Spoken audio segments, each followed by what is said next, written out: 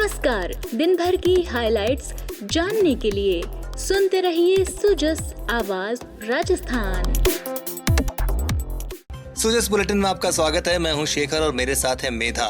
सबसे पहले नजर हेडलाइंस पर। मुख्यमंत्री भजनलाल शर्मा का दक्षिण कोरिया प्रवास का दूसरा दिन, सियोल टेक्निकल हाई स्कूल का किया दौरा। मुख्यमंत्री ने रसायन क्षेत्र की प्रमुख कंपनी हनवा सॉल्यूशंस के प्रतिनिधि मंडल के साथ की भेंटवार्ता। निवेशकों को दी जाने वाली विभिन्न सुविधाओं और प्रोत्साहनों के बारे में हुई विस्तार से चर्चा। मुख्यमंत्री के नेतृत्व में श्रमिक कल्याण योजना के तहत मंडी श्रमिकों को लगभग 2.5 करोड़ की आर्थिक सहायता का भुगतान। अब सुनिए खबरें विस्तार से। Rising Rajasthan global investment summit 2024 का आयोजन इस साल 9, 10 और 11 दिसंबर को राजधानी जयपुर में होगा। इसी के चलते मुख्यमंत्री भजनलाल शर्मा के नेतृत्व में एक उच्च स्तरीय प्रतिनिधि मंडल दक्षिण कोरिया के दौरे पर है। इस बारे में जानकारी देते हुए मुख्यमंत्री ने अपने सोशल मीडिया पर लिखा, दक्षिण कोरिया की राजधानी सियोल प्रवास के दूसरे दिन सियोल टेक्निकल हाई स्कूल का दौरा किया और वहाँ की उत्कृष्ट शैक्षणिक व्यवस्था का अवलोकन किया। ये विद्यालय कौशल विकास पर विशेष रूप से केंद्रित है, जो आधुनिक शिक्षा प्रणाली का महत्वपूर्ण अंग है। इस अवसर पर विद्यालय प्रबंधन और अध्ययनरत छात्र छात्राओं से आत्मीय भेंट की और सभी को पधारो हमारे देश की मनोहारी भावना के साथ वीर भूमि राजस्थान पधारने के लिए आदर और सस्नेह आमंत्रित किया। साथ ही उपस्थित अधिकारियों से इस स्कूल मॉडल से प्रेरणा लेते हुए राजस्थान में भी इसी प्रकार की उन्नत शैक्षणिक संस्थाओं की स्थापना पर विचार विमर्श किया। राजस्थान के प्रत्येक विद्यार्थी के उज्जवल भविष्य के लिए हमारी सरकार भी शिक्षा के क्षेत्र में गुणवत्तापूर्ण, नवाचारी, व्यावहारिक, रोजगारोन्मुखी, कौशल विकास केंद्रित और समावेशी शिक्षा प्रदान करने के लिए पूर्णतः प्रतिबद्ध है। हमारी सरकार कौशल विकास को महत्व देते हुए विभिन्न क्षेत्रों में प्रशिक्षण कार्यक्रम आयोजित कर रही है, जिससे युवाओं को रोजगार के बेहतर अवसर प्राप्त हो सकें और वे राष्ट्र निर्माण में अपना योगदान दे सकें। इससे पहले कल मुख्यमंत्री ने भारत के राजदूत अमित कुमार से मुलाकात की। इसकी जानकारी उन्होंने सोशल मीडिया पर देते हुए लिखा, स्नेहिल क्षण दक्षिण कोरिया में भारत के राजदूत अमित कुमार जी के निवास इंडिया हाउस पर उनसे शिष्टाचार भेंट की और भारत दक्षिण कोरिया के राजनैतिक, आर्थिक और सांस्कृतिक संबंधों के बारे में विस्तार से चर्चा की। इस अवसर पर प्रतिनिधि मंडल के साथ आयोजित रात्रि भोज में सहभागिता करते हुए दोनों देशों के परस्पर हित के विषय पर भी मैत्रीपूर्ण वातावरण में विचारों का आदान प्रदान किया।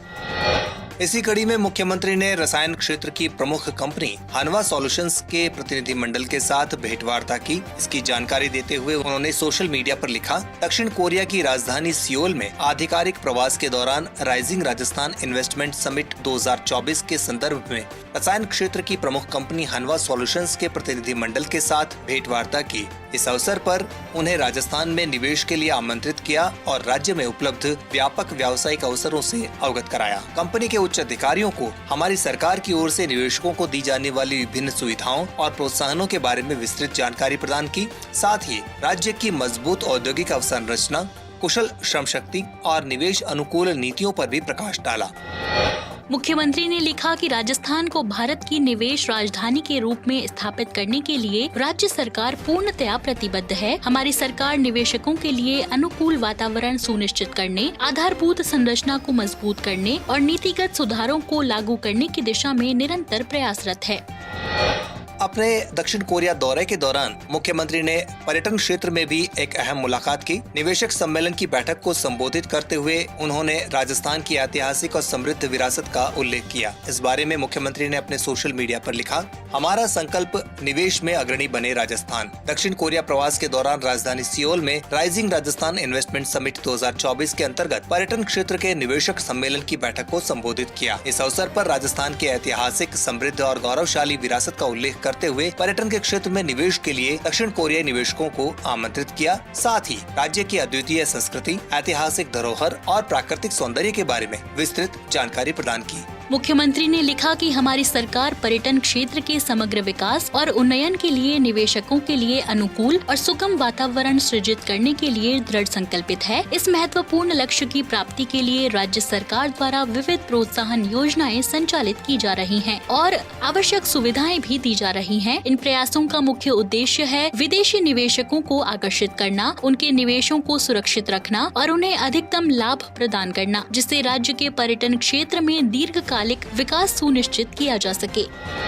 बढ़ते हैं आगे। मुख्यमंत्री भजनलाल शर्मा ने दक्षिण कोरिया प्रवास के पहले दिन पॉस्को इंटरनेशनल के वरिष्ठ अधिकारियों के साथ चर्चा की और इसकी जानकारी सोशल मीडिया पर दी। मुख्यमंत्री ने लिखा, साउथ कोरिया की राजधानी सियोल में rising Rajasthan global investment summit 2024 के संदर्भ में आज पॉस्को इंटरनेशनल के वरिष्ठ अधिकारियों के साथ राजस्थान में निवेश के अवसरों पर सार्थक चर्चा हुई। राजस्थान में औद्योगिक विकास और निवेश के लिए संभावनाओं के नए द्वार खोलते हुए हमने पॉस्को इंटरनेशनल और एसजी ग्रुप को राजस्थान में निवेश के लिए आमंत्रित किया। पधारो हमारे देश, राजस्थान आपके स्वागत के लिए तत्पर है। राजस्थान में निवेश के असीम अवसर हैं और हमारी सरकार व्यापार और उद्योग के लिए सर्वश्रेष्ठ वातावरण प्रदान करने के लिए प्रतिबद्ध है। हमारा लक्ष्य राज्य में औद्योगिक क्रांति लाकर युवाओं के लिए रोजगार के नए अवसर सृजित करना है। मुख्यमंत्री भजनलाल शर्मा के नेतृत्व में राज्य सरकार द्वारा श्रमिकों के कल्याण की योजनाओं के बेहतर क्रियान्वयन के लिए गंभीरता से प्रयास किए जा रहे हैं। ऐसी ही एक योजना है महात्मा ज्योतिबा फूले मंडी श्रमिक कल्याण योजना। योजना के माध्यम से कृषि मंडियों में काम करने वाले हमाल, तुलारा और पल्लेदार के बच्चे पैदा होने पर बच्चों की शिक्षा और विवाह के लिए और चिकित्सा के लिए आर्थिक सहायता दी जा रही है। कृषि विपणन विभाग के निदेशक राजेश कुमार चौहान ने बताया कि इस साल जनवरी से जुलाई माह तक मंडी समितियों के जरिए से 672 हम्माल, तुलारा और पल्लेदारों को 2,65,33,537 रुपए की सहायता राशि का भुगतान किया गया है। उन्होंने बताया कि योजना के माध्यम से अनुज्ञप्तिधारी महिला हम्माल और पल्लेदारों को प्रसूति सहायता, पुरुष को पितृत्व सहायता, महिला के विवाह और पुरुष और महिला हम्माल और पल्लेदारों की 2 पुत्रों की सीमा तक 50,000 रुपए प्रति विवाह सहायता दी जा रही है। इसी प्रकार मेधावी छात्रों को कक्षा 10 से स्नातकोत्तर तक 2,000 से 6,000 की छात्रवृत्ति और 20,000 रुपए तक की चिकित्सा सहायता मुहैया करवाई जाती है।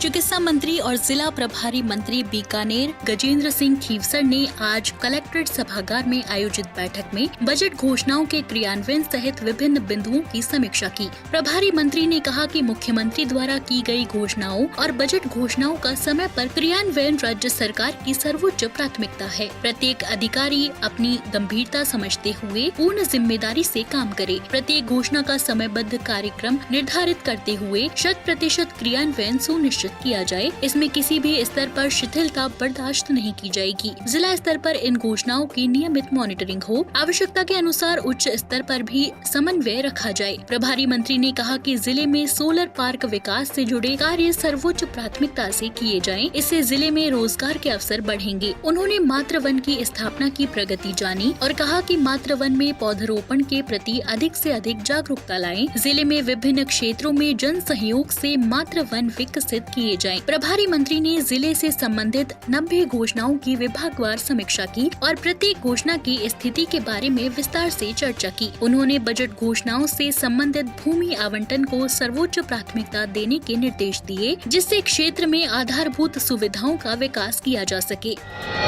शिक्षा मंत्री मदन दिलावर ने कहा कि शिक्षा जीवन के हर क्षेत्र के लिए उपयोगी है। श्री दिलावर आज बिरला सभागार में राजस्थान स्टेट ओपन स्कूल के संदर्भ केंद्रों के संस्था प्रधानों की 1 दिवसीय अभिमुखीकरण कार्यशाला को संबोधित कर रहे थे। शिक्षा मंत्री ने कहा कि औपचारिक शिक्षा से वंचित नागरिकों को शिक्षा की मुख्य धारा से जोड़ने के हर संभव प्रयास किए जाएं। इस दौरान शिक्षा मंत्री श्री दिलावर ने स्टेट ओपन स्कूल की कक्षा 10 और 12वीं मार्च मई में आयोजित परीक्षा का परिणाम ऑनलाइन जारी किया।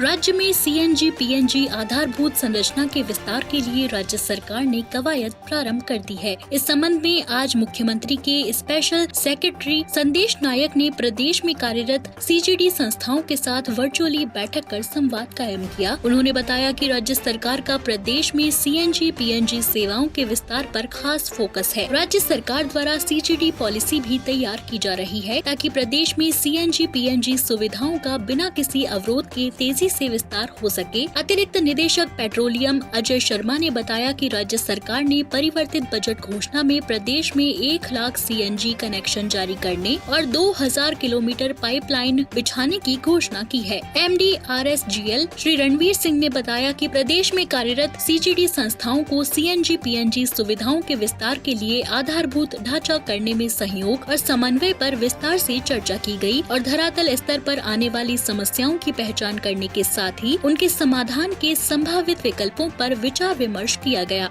तो आज के सुजस पॉडकास्ट में इतना ही। कल फिर होगी आपसे मुलाकात। तब तक के लिए मेधा और शेखर को दीजिए इजाजत। नमस्कार।